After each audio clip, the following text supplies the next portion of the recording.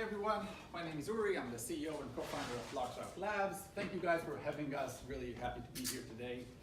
I'll start with a slight apology. Usually making presentation requires something like 2 days of preparation and doing it again and again and again because everybody wants to be Steve Jobs. You want to kind of do that cool thing. I have a 7 weeks old baby right now. I don't have extra 2 days just to prepare for that. So I'm going to make this presentation less of kind of that sleek kind of thing and between a presentation and a fireside chat. So questions in the middle are totally awesome. Give me a few minutes, it's not going to be a very long presentation. Give me a few minutes to kind of get the hang of it, but also feel free to interject, oh, what about this, what about that? And we'll finish with a Q&A. So if you have higher level question that kind of require tons of time, we can do that at the end. So let's get started. Blocks route. Why are we called blocks route? Because we route blocks.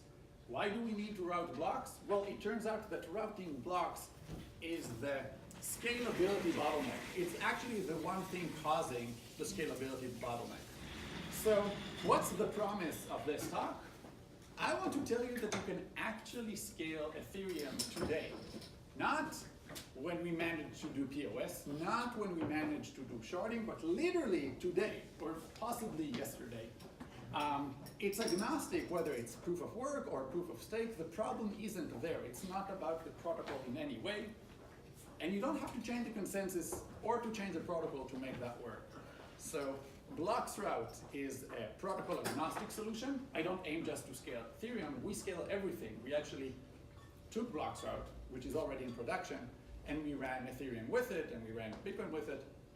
As a side note, it's already connected to Ethereum mainnet. You just don't know it because we're not using it for anything, we're not scaling it yet, but we're connected because the system supports it. So let's talk about scalability here for a second. So who needs scalability? If you are in this space, and if you're in this talk, you are in this space, everybody are talking about scalability, right? This is like the scalability problem, the scalability problem. And the one thing that is a problem, and which annoys me to no end, is that people are saying, oh, we have the scalability problem, here's a solution to it. And you see anything between Hashgraph and new proposals, and we can try this way and that way, rather than take the time, figure out what is the bottleneck that you need to actually solve, and then try to do something about it, rather than just try to throw things at it. So why do we need scalability? Well, we want to do a lot of exciting things in Ethereum and in blockchains in general, right? So payments is kind of like the starting point, right? Bitcoin is the starting point. How about we have a decentralized system, trustless system, everybody control their own money, and we can do payments and remove the financial middlemen? Well, just credit card companies are doing 5,000 transactions per second. And that's on average, with giant peaks, okay? Like Alibaba, on their best day, do 325,000 transactions per second, okay? Bitcoin is doing 3, Ethereum is doing something like 10. Okay, this is not even close to the orders of magnitude that we need. Now, this is just for the payments. Along comes Ethereum saying, oh, forget about that. You know how many cool things we can do. We can do programmable money. We can do dApps. We can do all these stuff.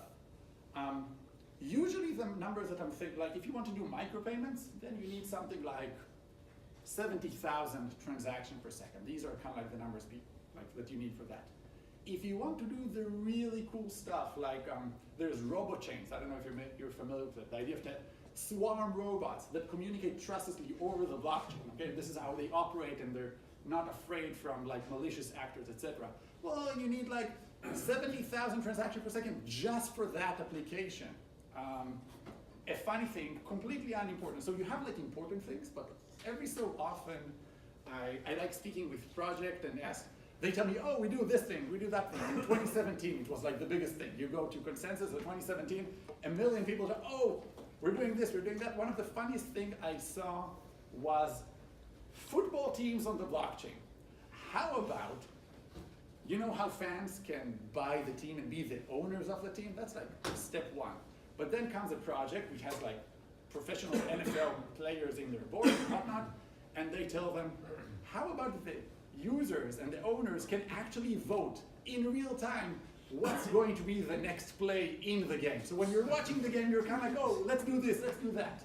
And there are two results of doing that. The first thing that's going to happen is that the game is going to be really bad. Everybody are going to be so bad at it. But the second thing, this is like the best, funnest way to watch a game, right? You're sitting with everyone, you're not just watching, do this, do that, oh, you morons, why everybody did the other thing. But it's fun, it's funny. So when they came to me, I said, oh, it sounds great. How many users, like, were you thinking? Well, they need something like 100,000 users, or they expect something like 100,000 users per team. So 2 teams, 100,000 people each one, play, I don't remember, it was like, again, 2017, it's been a while. They say, oh, each doing something like 50 moves in the course of an hour or something like that. They need 6,000 transactions per second just for that thing. Now, it's cool, it's cute, it's great. Nothing in today's world can even support that. Now, this is just one application. So the need for scalability is there. If you want to do all these, whether it's the important things or the fun things or the cool things that you want to do on top of Ethereum, well, today's 10 transactions per second simply aren't going to cut it. So let's talk about the problem, the scalability problem. Why do we have a problem? What's preventing us from doing a lot of transactions per second? Well, to understand that, let's start with understanding how the blockchain works. Without going too deep into details, every so often, somebody in the system mines a new block or validates or proposes a new block. So it doesn't matter if it's proof of work or proof of stake. At some point, somebody adds a block of transaction to the blockchain. And sometime afterwards, somebody else adds another block. And the result is a long chain of blocks of transaction. This is a blockchain, right? So each block contains transaction. A fork is what happens if one person suggests a block, and then somebody else didn't hear about the block in time, or he was waiting and got the time and was like, oh, that guy failed to produce a block, so it produces a block. Or if it's a proof of work system, then one person on one side of the world hashed 1 million values or billions and trillions of values per second and successfully mined a block, and he sent it to everybody else. But while it's being propagated, somebody else on the other side of the world, he didn't hear about that block, he's still mining, and he also creates a block which competes with the first one. So rather than mine blocks one on top of the other, making the blockchain longer, a fork is what happens when two blocks are mined approximately at the same time. Now, forks in the blockchain, people call them orphans because one of them eventually will be orphaned, but before that happens, it's a fork, right? Kind of like that thing. Forks are a natural part of how blockchains work. It's perfectly fine for that to happen because once the next block is mined on top of one of them, it doesn't matter which, everybody will see, oh, now that's the longest blockchain, and they will orphan the other side. So forks happen every so often, but they converge back to a single blockchain afterwards. Now, again, if you do a POS system, okay, if you're familiar with PBFT and these kinds, it doesn't matter if somebody is randomly selected or you use hash power in order to find a hash that produces one or any other, or you need a lot of signatures. The basic premise is that in a blockchain, if somebody mines a block, it has to go to everybody else fairly quickly in order for the next block to be mined on top of it. Until the block reaches everybody else, you can't successfully add a block on top of it because you don't know which transactions happened and which didn't. So even before that, so if you want to scale a blockchain, you can do something very, very, very simple. You can increase, in the case of Ethereum, the gas limit. If we're doing this size of a block with so many instructions in it, why not we do like twice as much or 10 times as much? In Bitcoin, people refer to it as the block size debate, right? Let's do 10x larger blocks, or 100x larger, or 1,000x larger blocks. In Ethereum, it's with a gas limit, but the result is the same. How big of a block can we do? And it turns out that the problem is if you make a block 10 times bigger, whether in size or in instructions and gas limit, then the time that block takes to reach everybody else increases by a factor of 10. Right? I mine the block. If it's 1 megabyte and I send it to Jake over there, well, it takes some time. If I mine a 10 megabyte box, I have to send 10 times more data, and it takes 10 times longer. And the time it takes to reach everybody in the system also increases by the same factor, by a factor of 10. Now, why is this important? Why is this critical? Because during this time of block propagation, forks happen in the blockchain. It can only happen if I mine a big block, whether it's size or number of instructions. If it's really big and it takes 10 times longer to propagate, then there is now 10 times more time for somebody else on the other side of the network to like, oh, here's a new block competing with the first one. So if you increase the block size or the gas limit by a factor of 10, it will take 10 times longer to reach everyone, and the probability of a fork to happen increases by a factor of 10. Now, as we said earlier, forks are okay in the system. So I see you kind of like doing the math. If you really want to, the probability of a fork is 1 minus e to the power of, and it then really depends on the ratio between the block propagation time and the time between blocks. This is why it doesn't matter if you increase the block size by a factor of 10 or reduce the time between blocks. It's this ratio which determines the probability of a fork to happen. Now, if you do 10x, you'll have 10 times more forks. So what, right? In Ethereum, forks are even like better thought through than other systems. They're uncle blocks. They're even included in the blockchain, not the transaction themselves, but you use the security of that block. So it's kind of like you have the blockchain, kind of like the actual blockchain, but you can add uncle blocks to user security to better secure the blockchain. But we said it's okay for forks to happen. So you do 10x, you have 10 times more forks. So what? So you'll have to wait more. Rather than wait 60 confirmations, we'll have to wait 150 confirmations to reach the same level of certainty. At 10x it works. The problem is if you want to do 100x. Okay, now 10x is nothing. We're at 10 per second. Moving to 100 transactions per second changes nothing. Nobody cares about 100 transactions per second. As a side note, we were approached, okay, a company came to Bloxroute through, not even through our investor, through some other company that we spoke with. And they said, oh, we had this idea of a token, we want to do this and that. The unique thing about that company is that they actually have users, something like 80 million users. And they're like, we want to do a token. We need 100 transactions per second right now, on average. We peak at 400 transactions per second, and I was about to say, and they need X, but they told me not to say that number, so I'm not saying that number. But they need a lot, and they're not even that big of a company. They have this cool idea, I like it. They said, oh, we wanted to work on Ethereum, but like, that's not going to work. What can Bloxroute do for us? And so we're working, either working with a different blockchain or them doing their own block. But getting to 100 transactions per second isn't going to be enough for the first thing like that you can imagine. So we need thousands, tens of thousands, and hundreds of thousands of transactions. So we can do 10x. But when you try to do 100x, at that point, blocks which are 100 times longer, takes 100 times longer to reach everybody, which causes the probability of a fork to be so high, you're going to see a fork pretty much every time a new block is mined. And what happens then is rather than have a fork every so often, which converge back to a single blockchain, you'll have a fork, and then each side of the fork will have forks of forks, and then forks of forks of forks. And the blockchain unravels to more and more forks because it doesn't converge back. Nobody agrees on what was the actual block because I heard about this thing, that guy at the same time heard about a different thing.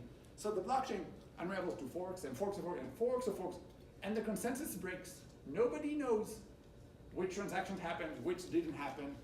And this is the scalability bottleneck. This is why you can't do thousands and tens of thousands of transactions per second. It's not about storage, it's not about CPU. Your home computer can process something like 3,500 transactions per second right now. Like there are additional bottlenecks down the line. They're just orders of magnitude bigger than that. So this, sending a lot of data to a lot of people, is the bottleneck of the scalability bottleneck. That's the problem that needs to be solved. It's actually the only problem that needs to be solved. And why can I say it with such certainty? Oh, this is the only problem? Because we took Bloxroute and we made it work with, we took Bitcoin and deployed the Bitcoin network and allowed it to do large blocks at short time intervals. We have seen thousands of transactions per second with the current implementation. So that works. We took Ethereum, ran it over Bloxroute, we've been doing hundreds of transactions per second. And why only hundreds? Well, for the silliest reason. We can do way more than that, but when we put, and I'll talk about how Bloxroute works in a second, but when we put Bloxroute close to it, the nodes, when they're speaking with Bloxroute, by default, they have encryption, like communication with it. So that default encryption, which we need to find a way to turn it off, that's the bottleneck, and that's like something that can be, it's a redundant encryption, but just like, oh, it's in the way. If all the people of Coinbase had moved to Bloxroute, then I had more people and that would already be solved. So like we need more people to work. The Bloxroute people are laughing because they work there. I won't say the word, but they're working really hard. So they would appreciate more people joining. So this is the bottleneck. It's the only bottleneck. And there are two things I can say about this problem. One, it's a networking problem. It's about sending a lot of data to a lot of people fast. Second, it's a really stupid problem to have in 2019. Really dumb. How come I solved this problem in like 96? We all use, like YouTube we all use YouTube, we all use Netflix. YouTube sends terabytes of data to hundreds of millions of people all around the world, and nobody blinks an eye, right? If we have to wait 3 seconds for our 4K video to start streaming, it's kind of, we see that buffering kind of, what's wrong with the world today? I can't believe I have to wait 3 seconds to see 4K video. Right, so we know how to send a lot of data. For this to be the bottleneck is beyond stupid.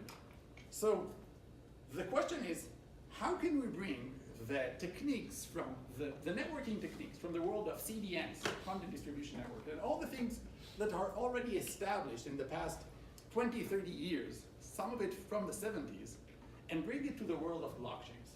Which brings me, hold on, I've been talking the entire day. So Bloxroute, so the question, well, how do we solve it? So Bloxroute is a layer 0 solution, okay? Layer 2 solution is the idea of, we have a blockchain, but we do X transaction off-chain for every transaction on-chain, right? On top of the blockchain. Layer 1 solution is like, how can we change the blockchain so it will process more transactions per second? Oh, how about we use Tendermint instead of proof of work? What if we use this protocol or that protocol? Layer 0 is working underneath the blockchain. Okay, layer 0 is saying, you're currently using the internet infrastructure of the world. You're using AT&T and Comcast and the links between the data centers of the world. Bloxroute provides you the same usability that Comcast is giving you, only it's going to do that 1,000 times faster and in a provably neutral way. So how does Bloxroute work? The idea is simple. If you guys, if each one of you is running an Ethereum node, we give you a small piece of open source code. That's your gateway, your magic gateway. Don't change your code, don't change your implementation, don't change anything in what you do. But take this gateway and run it on the same machine that you run your node. And if your node is connected to this peer and this peer and that peer, add this gateway just like any other peer. Only it's a friendly neighbor peer. It's a peer that sits on the same machine. And every time you mine a block, if you're a miner, you send it to all your peers, send it to the gateway. And he will send it out. And he will tell you about blocks from the outside, only he will send blocks outside 1,000 times faster. Or put differently, he will allow you to send blocks 1,000 times bigger or allow for 1,000 times more transaction per second. And he will tell you about blocks from the outside 1,000 times faster. So this 1,000x magical number sounds great, but like, okay, but how does it work? Well, Bloxroute has two pieces really, performance and provable neutrality. Performance is how do we get this 1,000x? How do we do thousands of transactions per second? And provable neutrality is, well, if you're using Bloxroute, how do you know it doesn't break the entire premise of the blockchain? How can it censor? Can it discriminate? How do we make sure that we can't do any of it? So in terms of the performance, how do we allow for 1,000 times more, for 1,000 of transactions per second? Well, we do two things. If I am a miner and I mine a new block, I give it to the gateway that sits on the same machine. That literally takes microseconds, right? Because it's like it doesn't even send it to anywhere. Now, when the gateway receives a block, rather than just send it to everybody else, internally to Blockstart, completely unknown to the blockchain outside, we map each transaction that we see to an ID. So if transactions are hundreds of bytes at the moment, they have signatures, etc., we completely internal, we use a small address space of 4 bytes. So rather than we say, oh, this transaction is 5, this is 17, this is 32, right? We give each one a number, and we hold a hash table that maps between transactions and IDs. Now, this is something we do internally. It has nothing to do with the blockchain. It's not the hash of the transaction. It's something that we can do very easily. And when the gateway receives the block, it looks at it, and what is a block? A block is a tiny header and then a long list of all the transactions it includes. So we look at that, replace each transaction with the ID that it should be. So that allows us to compact the block by a factor of 100. So rather than set the original block with all the transactions, that's silly. These transactions had been seen by everybody already, right? Transactions are first. Somebody makes a transaction, it propagates to everyone, and then after that, some miner put it in the block. So when the block comes, we already know all the transactions, or 99.99% of the transactions. So when the gateway receives the block, it takes and just replace each transaction with the ID, making the block something like 100 times smaller, and then send it to Blockstart. Blockstart itself, the BDN, the Blockchain Distribution Network, a network of servers deployed all around the world, optimized to propagate blocks really fast. So the gateway receives the block, compacts it, send it to Blockstart, which broadcasts it to everybody else.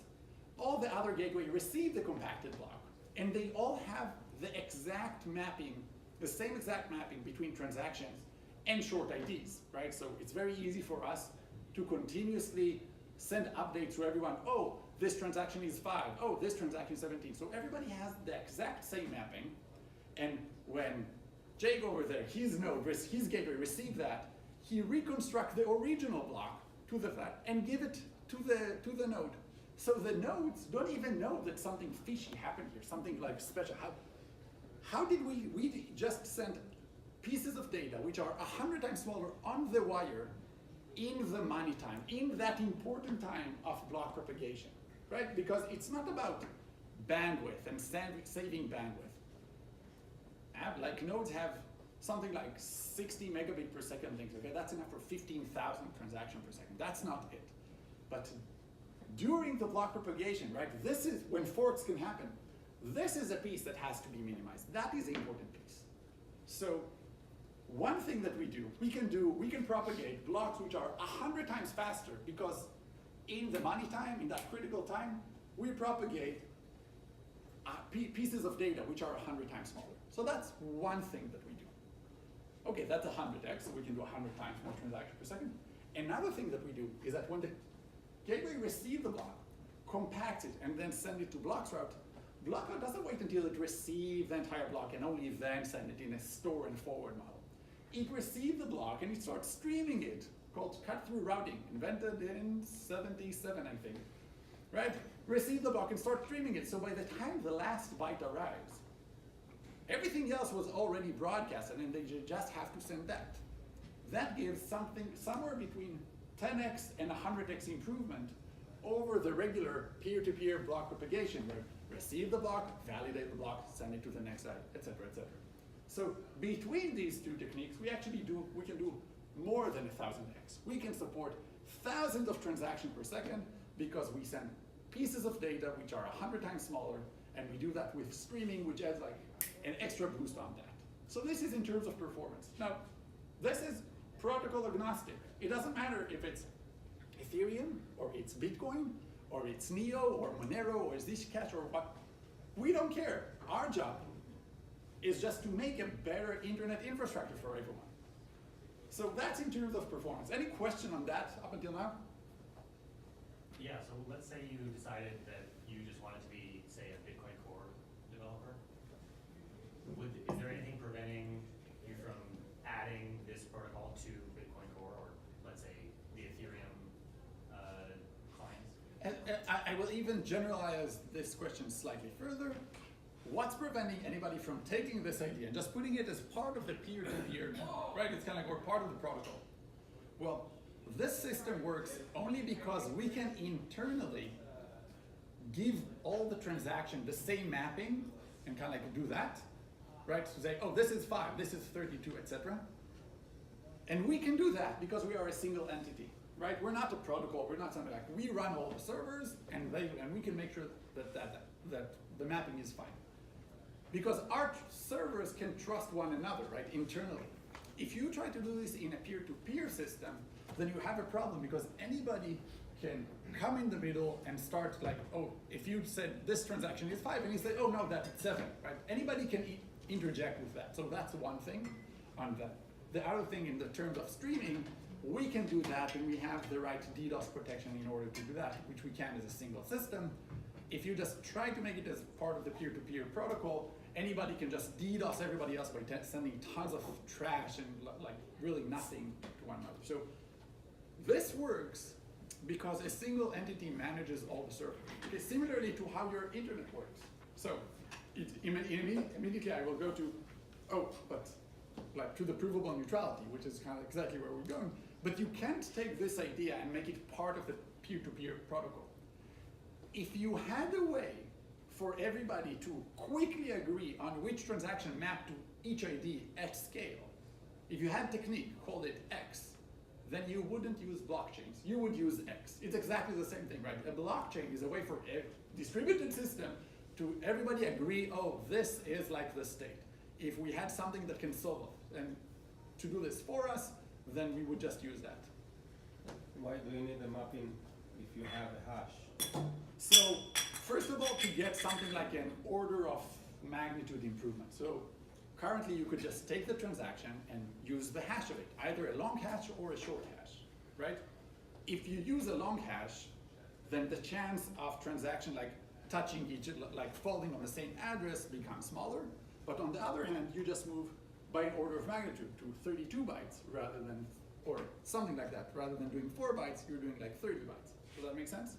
If you use smaller hash, just half of it, then it's actually, the reason we use SHA-256 and not SHA-128 for most things is because it's very easy to cause intentional collision with smaller numbers. So if we say, oh, let's not use 32 bytes, let's use 16 bytes, okay, or something like that, sorry, then if I want to intentionally screw up with the system, then I can create 2 transactions which fall on the same hash, and now I'm going to kind of like to slow, if I'm a miner and I'm malicious, I could send it to others and kind of like confuse them. Some will think, oh, this is an invalid block, I thought it's this transaction, some will think it's the other transaction, while I myself don't touch either of them. Does that make sense?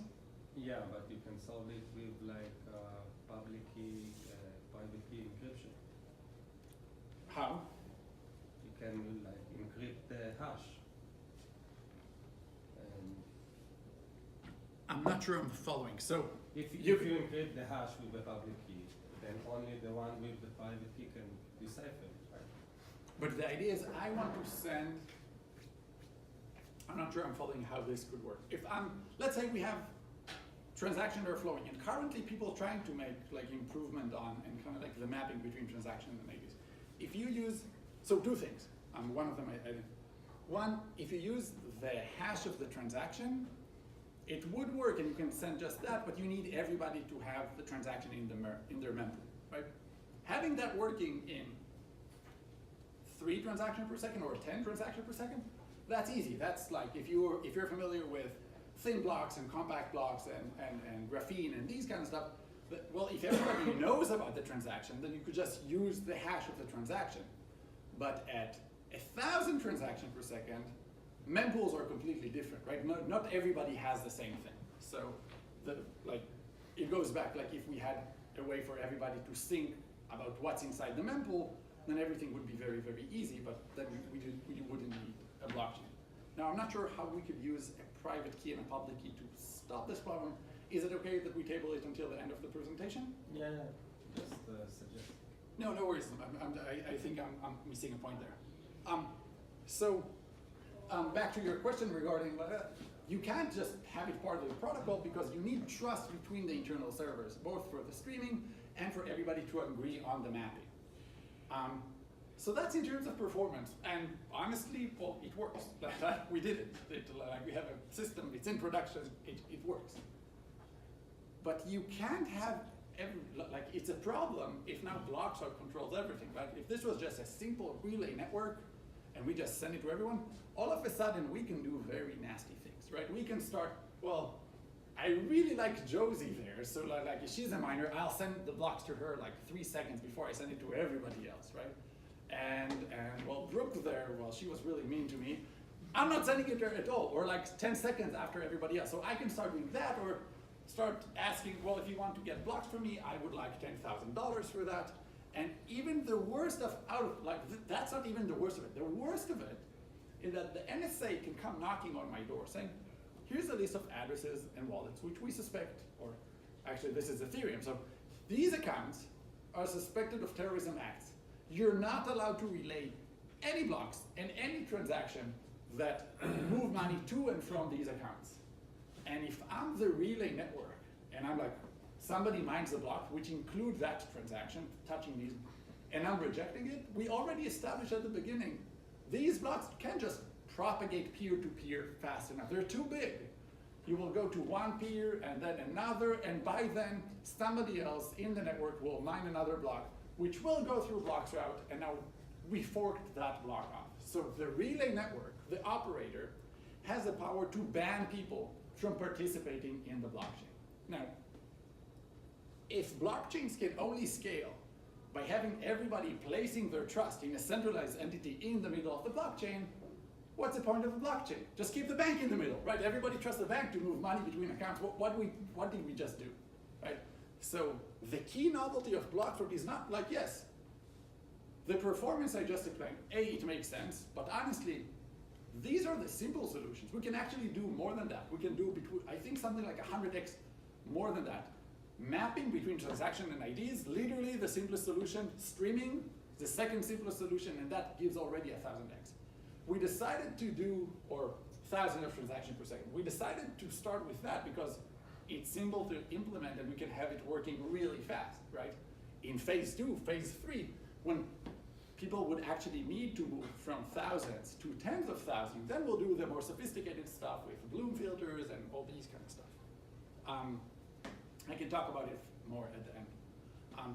So going back, so performance is important, but it has to be provably neutral. It has to be that Blockstruct can't discriminate and can't censor based on where blocks came from, where they're going to, or what they contain, right? We mustn't, like, if we can do these things, then nobody should use us. So how do we prevent from doing that? We intentionally hide it from ourselves, okay? So we can't discriminate or censor based on the content of the block, which transactions are inside it, because if you mined an Ethereum block and you gave it to the gateway received it, it compacts it, and then it encrypts it. And it's an encrypted data to Bloxroute.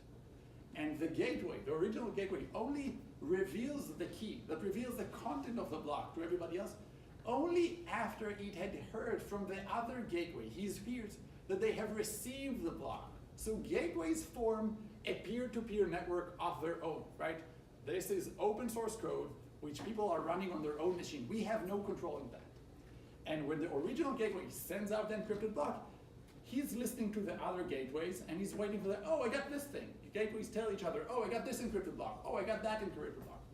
When he hears that his block was received by others, only then does it send out the key and reveal what's inside it. So the content of the block is only revealed after we send it to everybody. So we can't discriminate based on the content of the block because that's only revealed afterwards.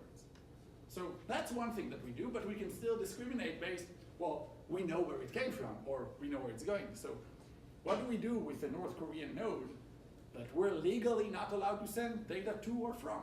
Well, gateways do something similar to Tor. Rather than send the gateway, rather than the gateway sending the block directly to blocks route, it relays it to a different gateway to send it to us.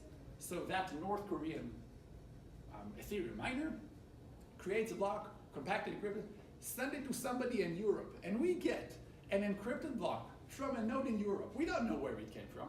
We don't know what it contains.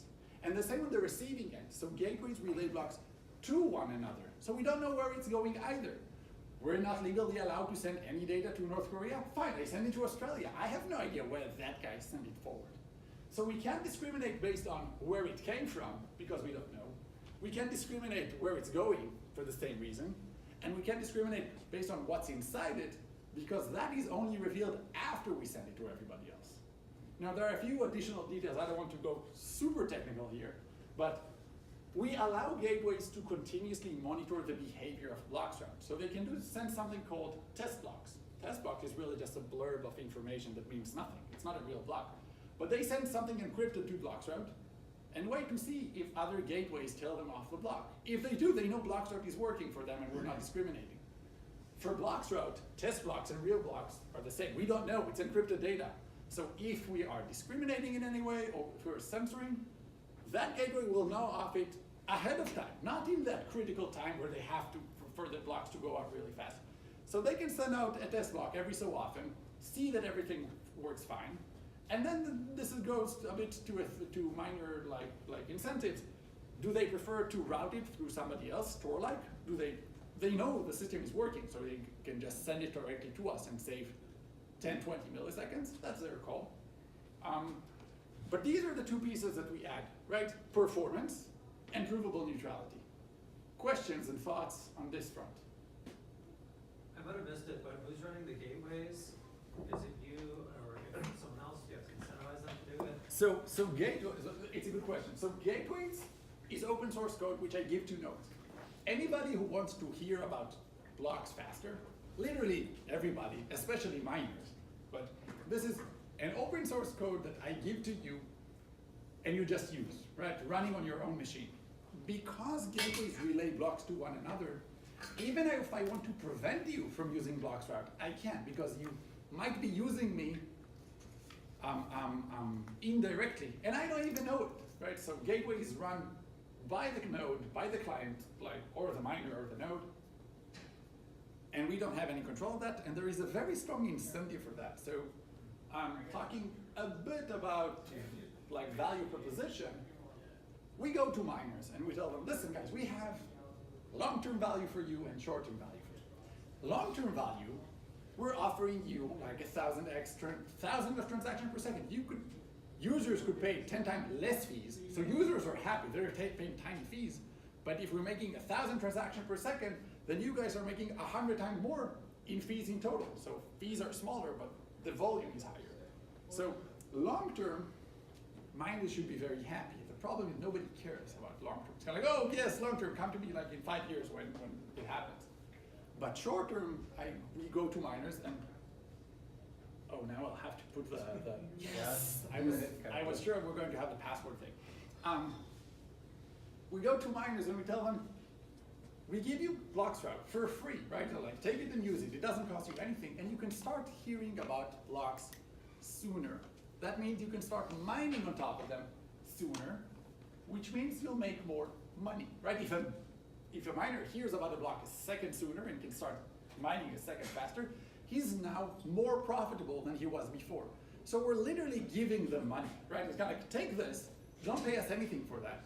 So that's in terms of the gateway are run by the client, whether they're nodes or miners or operators or big businesses, and it's completely for free.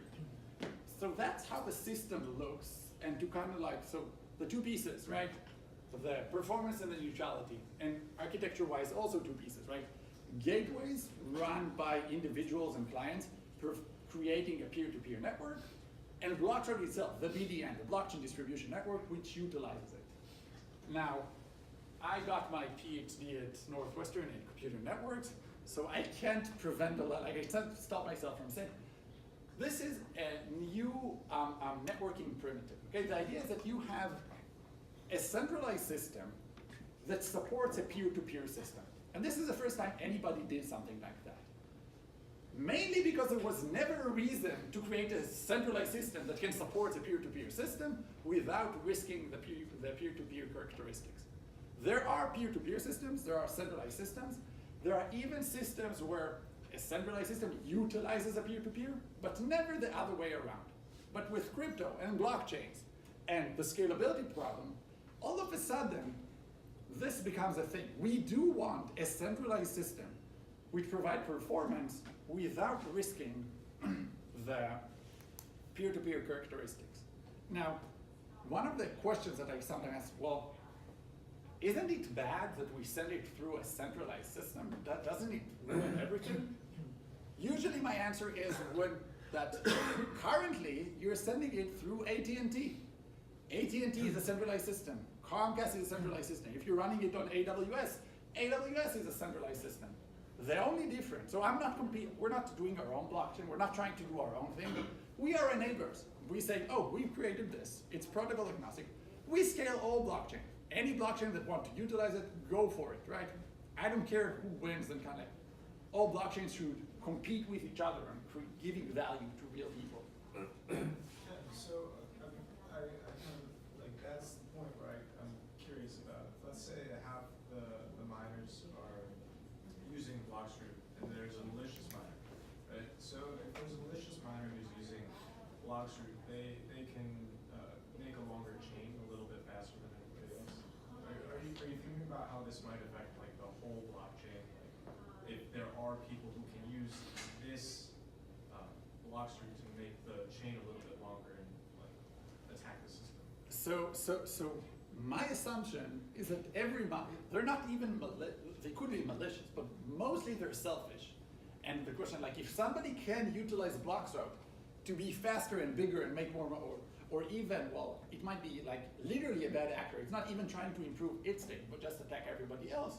Then it has to be that it can't utilize Blockstream. I didn't have time to go through here, but there are scenarios which we do have good answers for. So one of the things you could think of is, so you could ask yourself, oh, if they're hearing about blocks faster, can they start mining faster and similar to selfish mining? So this isn't any different. I spoke with Peter from Etherminer, like the biggest mining pool in Ethereum. And he's like, well, I'm already like connected directly to the other pools, right? It makes sense for them. You have like 3 pools that control most of the hashing power. And like these guys know each other, right? So and I'm actually helping with the decentralization because I'm going now to all the something like 10 smaller mining pools, which are consisting of the other 25% of the hash power. And I tell them, listen, the other guys are connected to each other. They're getting it as fast. They're not connected to you guys. If you guys want to hear about it real fast and for everybody to be on the same spot. So the problem is that large miners have, or large pools, have the resources to invest in great networking infrastructure and kind of like do all of that. So we're actually providing and putting everybody on the same footing, right? Currently, the big ones have money to invest in it and they're actually doing it, and the small ones don't. The interesting piece is that once I go to the smaller miners, the big miners do want to connect to it because each one of the small ones doesn't really matter, but they do want to connect to all of them, like the 25% of the hash power that they consist. That matters enough, right? They do want to hear about blocks from there fast, and they want their blocks to go there fast because they don't want to be forked. So to your question, so that's on that front. There are additional fronts, which again, I can't cover. There are too many things to cover everything. But can you utilize Blockstream to DDoS everybody? Just spam through Blockstream and spam everybody else and literally kill the network. So we have DDoS protection mechanisms where you can only send so much data through Blockstream, and again, it requires a bit more information. How can you make sure that even under, like, when we're not under attack, everything just works as is, but under active DDoS attack at a large scale, like literally 1 million nodes coming up and all of them trying to blast, even at that case, Blockstream support the block propagation fast. It will hurt the ability of gateways to do that monitoring that I said, sending the test blocks. But literally, in the case of an like large-scale attack, blocks propagate fine and monitoring doesn't work as well, then that's I'm happy with that trade-off. And if you can attack blocks route, you can just attack Ethereum, right? If you can, our infrastructure is a lot more robust than just like the Ethereum infrastructure. So if you can attack us, you can literally just take the entire network down. Did that mostly answer your question? I don't know. Sure. Feel free to push stronger on that. No, I'm not, so I'm thinking about it sounds like Blockstream is useful. I see the appeal to it, and I think it's actually pretty helpful. And if there's somebody who's trying to increase the length of their own chain, so then they can not put like a inaccurate block through Blockstream, but just add it on to a chain, and then broadcast that separately from Blockstream. I'm just curious if Blockstream can get their chain long enough so that people who also aren't using Blockstream can broadcast that transaction. That's So I'm not sure I got it completely, but so correct me if I'm wrong. One of the things miners could do, especially big ones, is do really selfish mining. Right? So the idea is that I created the block. I don't tell it to everybody else. Yeah. So I can start mining on top of that.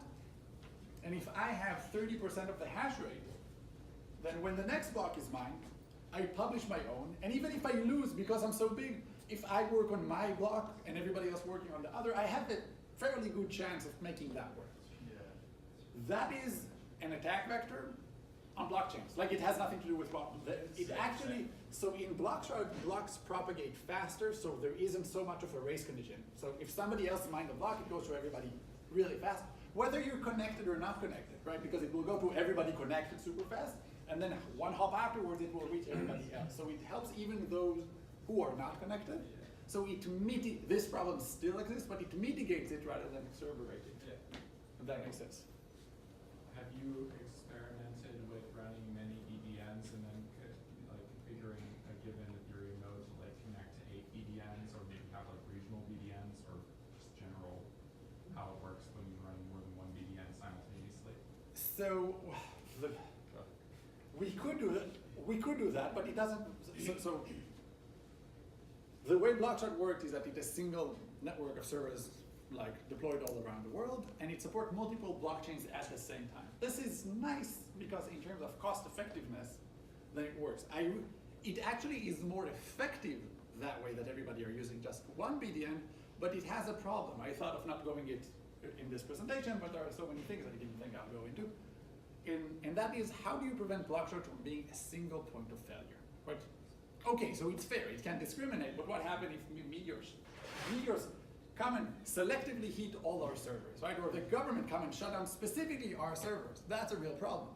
And if Ethereum depends on Blockchart for scalability and to work, you can have just that go away. So the way we solve that, and tell me, did that kind of in the direction that you're asking? Yeah. The way we solve that is it turned out that Blockchart has to be replaceable. It has to be the case that if we go down for any reason, everything continues to operate even without us. And the way to achieve that is that as a starting point, our gateway are open source, right? But once the system reach maturity and we feel okay, we're there yet, then we're going to open source everything that we do. Not just our servers, our deployment script, everything. So anybody who wants to, or let's say differently, anybody that has any minimal stake in crypto as a whole, if you're a miner, if you're a big business, if you're Coinbase, whatever, you can deploy a backup network. A backup network is a copy of Blockchart, which sits there idle, not doing anything. So it doesn't incur almost any cost. It costs you let's say, $100 a year, right? You run a small instance that's waiting to see if something goes down, and if it needs to, it scales out and kind of bring additional nodes, and et cetera, et cetera. These backup networks are there to allow for a hot swap in that doomsday scenario. Now, they're never going to be used, okay? They're only to be used if meteors really come down and hit all our servers, right? But their goal, just by being there, it makes it useless to shut down Blockchart. It doesn't matter if you shut down Blockchart because everything is going to continue to operate even if we're being shut down. Now, if we go down, then the Ethereum community, or in a sentence before that, if I'm ETH miner, right? I want to make sure that my blocks go to everybody else, and I hear of blocks from everybody else, even if Blockstart goes down. So I create one of those backup networks. And unlike Ethereum nodes, where you don't tell others who's your node, in backup network is the opposite. You say, I am ETH miner, or I am Spark pool. This is my backup network. So if everything goes down, have your gateway configured to do a hot swap and move to this backup network. So these backup networks don't incur any significant cost when they're not being used, and that they should never be used. But if they do, then everybody do a hot swap and move to the backup networks, and everything continues to operate for 6 months, or for a year, or for 2 years, until the Ethereum community decide, well, Blockstart is gone, what do we want to replace it with, right? Do we want to have the differences, just take it and everybody now choose BDN2, right? A new entity that literally does the same thing. Do they want to do something else? The important thing is that even in that extreme doomsday scenario, everything continued to operate, even without us. Does that kind of make sense? To wrap up, or even before that, so Ethereum has a very, I see Shane smiling. It's kind of like, wow, Uri's talking so much. Ethereum has a very clear vision in terms of what it wants to do. It wants to move to POS, and it wants to move to sharding. Now, sharding is hard. Okay, sharding of databases is hard. Sharding of blockchains is very, very hard. If you speak with the people who do sharding, the conversation usually goes something like, oh, we have this great idea, we do this and that, and kind of it all makes sense. And then you speak with them 3 months later, and well, it turns out that there is this edge case where if you front run that thing, so we now build another mechanism to solve that. And then 3 months later, well, that thing also has an edge case. We realize, so we don't build it. Not because they're not good, they're super smart people, they're excellent, it's just very, very, very hard. In comparison, Blockstart is a very simple solution, okay? And it is because we actually took the time to pinpoint what is the single bottleneck that we need to solve. But Blockstart solved the scalability for a blockchain. If you combine it with sharding, so now if we allow, just throwing a number, 1,000 transactions per second with the blockchain, now you just move to sharding, so now each shard can do 1,000 transactions per second, and if you can support 10 shards, then you have 10,000 transactions per second. So there's a nice multiplier there. I had an interesting conversation in the third blockchain congress, which was 2 or 3 weeks ago. Somebody from a serious advertising company, a really big one, they're making, I think, $1 billion per year, really, really big. So they're looking, they have a problem. They're very big, the accounts there are huge. It turns out that half of the advertisements go to bots, right? You put banners, etc., at websites, etc. Half of it goes to not to people, and they're trying to use blockchain to get some clarity and kind of somehow solve their problem.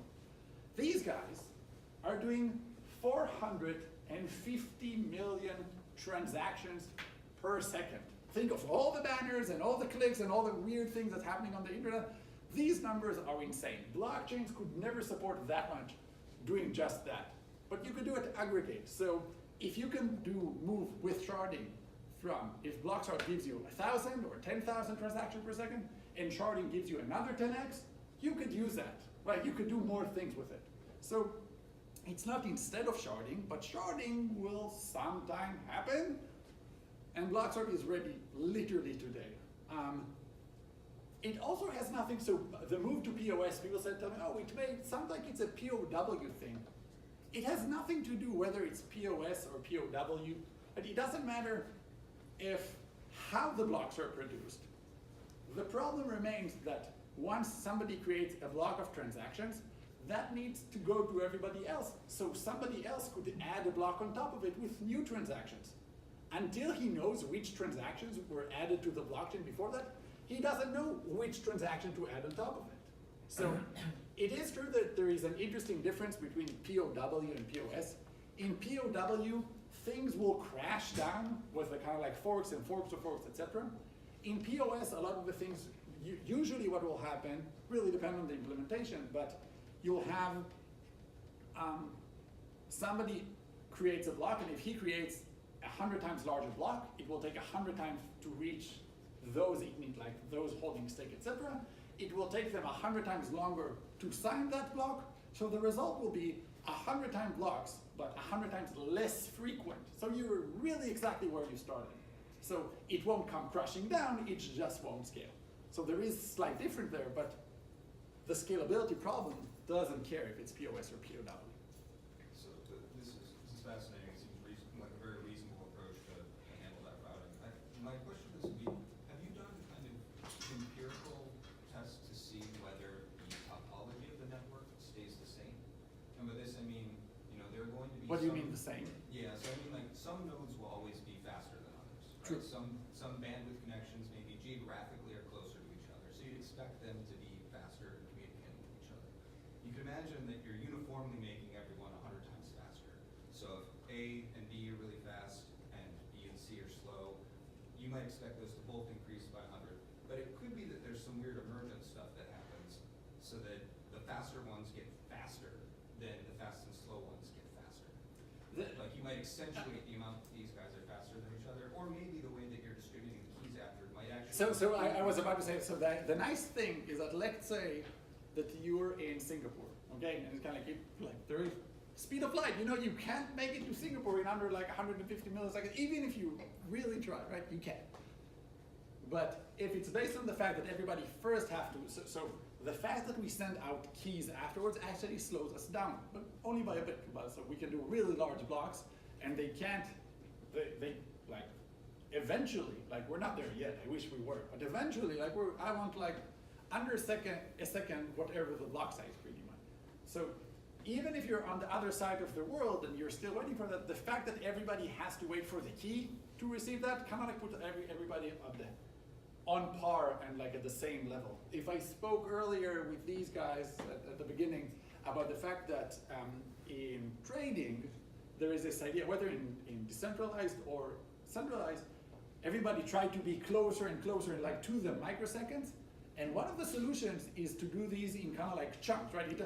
It doesn't really matter the actual speed, it's all about relative speed. So if you find a way that you can like every so often take a chunk of people together, right? And you kind of like do them in chunks and they don't have to compete, then you solve the problem for everyone. So we actually help with that, but I do get, like it's an interesting academic question, like, will we make faster ones faster? I don't think so, because the fastest one are really, really fast at the moment. So again, if you're talking about the largest mining pool out there, they have millions of dollars they can invest, and the connection, so like they're super fast connected, and they just pick up the phone, hey Jimbo, can I connect my node to your node? And we know about each other faster than the rest of the network. So we actually help with that, if that makes sense. But I do agree it's an interesting question. I'm concerned about it, but interesting to know. It could definitely be interestingly the other way, right? Like you could show. We can actually, yeah, we will actually have the answer to that. Like so we're launching at the end of June, and like with going all out, etc. In New York Blockchain Week, we're going to present our results, which is going to be very exciting. But it's interesting to see. I think the answer is going to be the opposite. We're actually putting everybody kind of like on a more similar kind of, on a more similar kind of like footing. So we talked about that. One last thing that I want to say. Is it last thing? Yes, it's the last thing. I've been speaking with Ethereum miners and Ethereum pools, and Ethereum is awesome. Like honestly speaking, like really cool community, pushing against maximalism both internally and externally, really trying to do the right thing, especially if you compare it to a more centralized like project.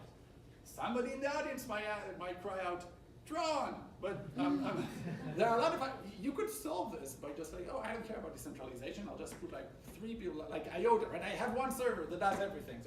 So Ethereum is really trying to make it the right way, but because of that, they're losing like their lead to some extent. You will see projects, like that project that I spoke of earlier, right?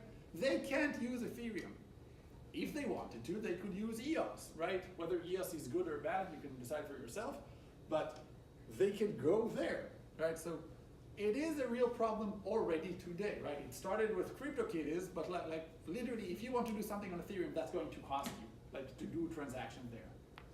So speaking with miners, I told them, you know, you guys can, like in Ethereum, you can increase the gas limit like within the protocol, right? Each miner can, when you produce a new block, it could be, if I remember the numbers correct, up until 10% larger than the last X blocks, right? So if the Ethereum miners want to start making blocks larger, they can literally today. So if we connect to the miners and we tell them, listen, you can start using blocks route without increasing the orphan rate. So this is really the question, right? You miners will see that. If they try to just increase it, Ethereum is literally, like, unlike most other systems, is pushing the boundaries, right? If they just increase the gas limit, they will see higher orphan rate, meaning higher force, etc. It can't just do that, but using blocks route, it can literally do that today. And that's interesting, A, because it allows for some scalability, like right now. So they can go up to something like 20 transactions per second. But that matters for several reasons. One, it shows that the current model of Ethereum is viable. It's working, right? If there is a networking problem, we can solve that. It will help with its market share, and it will help with it lead. Currently, it's losing project because it's kind of, well, we're waiting for sharding. That might be 2022, right? Like, we don't know when it's going to be ready because it's hard.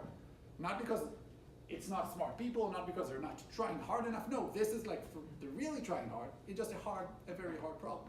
So Blockthread, I think, and I told that to Ethereum miners, it's interesting for all blockchain, right? We provide scalability, but specifically, Ethereum miners, they don't even need consent from anybody else, right? Ethereum miners can start to say, let's experiment, let's push it a bit and see what happens. Did the fork rate increase? No, great. Let's push it slightly further and slightly further. And that's within the protocol without changing anything. So we had a really great discussion with Ethereum pools and miners. I personally like that the Ethereum community. Vitalik is a really weird guy, but I like him. but I like him a lot. He's very insightful. So that was Bloxroute and the scalability in the context of Ethereum. So first of all, thank you all for allowing me to blather for so much.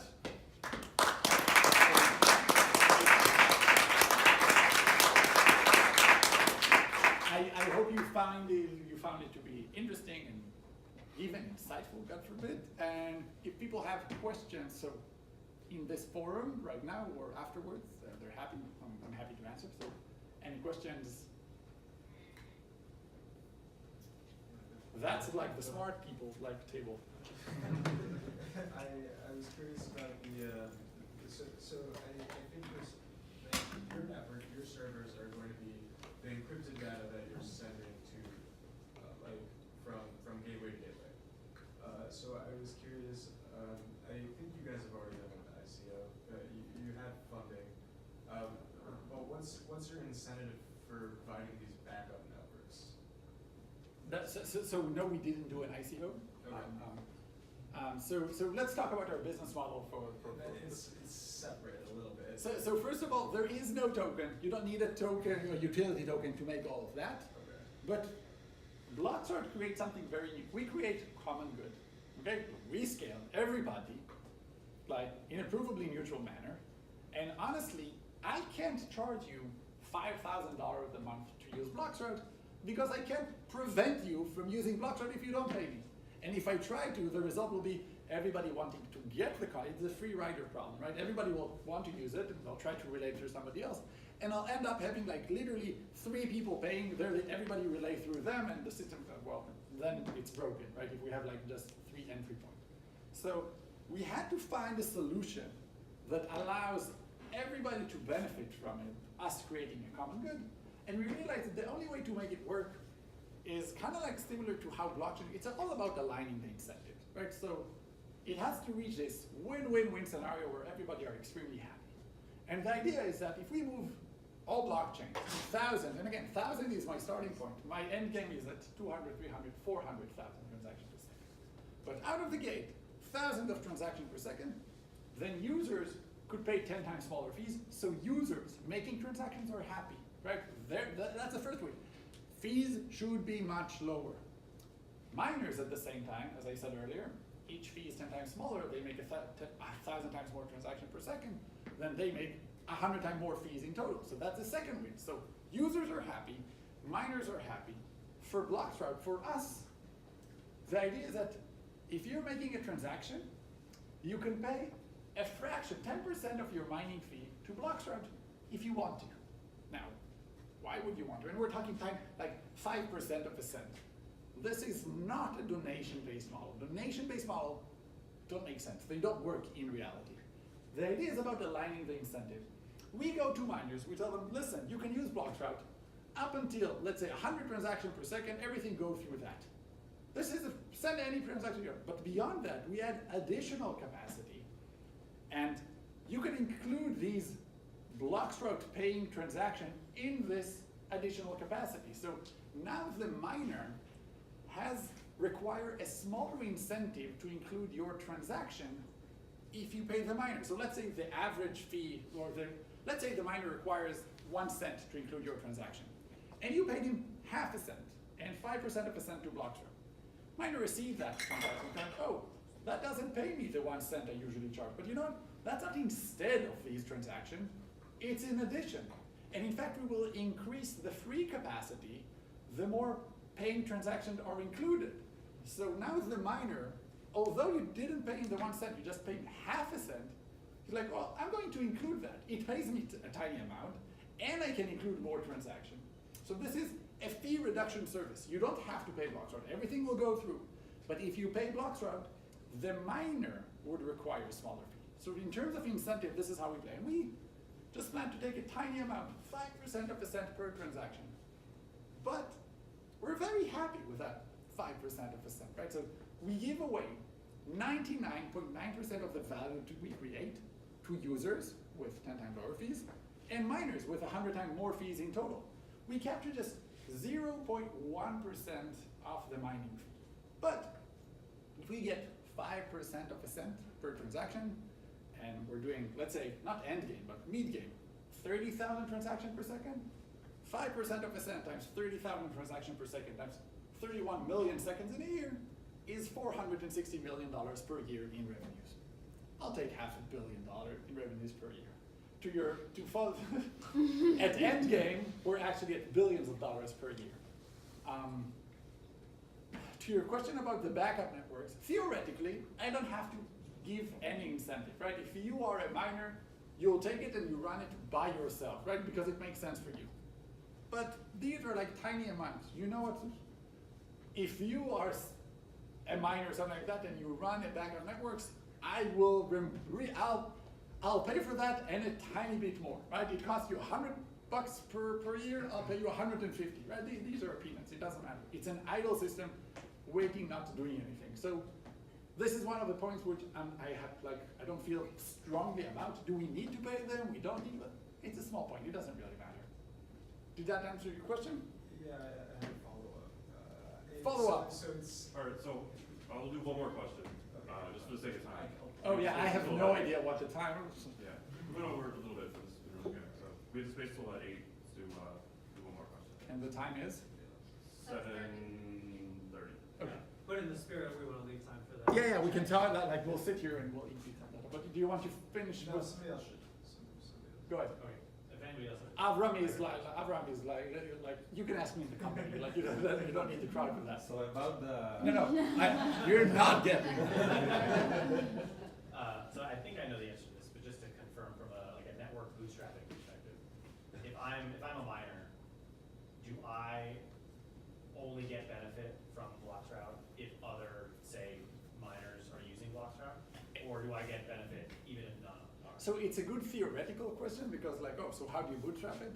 And the theoretical answer is to say, well, because we bootstrap each network with Ethereum, we started with a few nodes running in North America, in Europe, and in Hong Kong, and in Australia. Then as soon as you connect, because of these nodes there will tell you about blocks from far away faster if there is value. That's the theoretical answer. In reality, we have all the big pools wanting to participate. So I like F2 pool and Spark pool and Etherminer, etc. So like we moved from the theoretical to the practical. They're connected. So that's on that. Really thank you everyone for all the questions and your time and patience and whatnot. And let's eat some pizza and ask me more questions and talk about other stuff.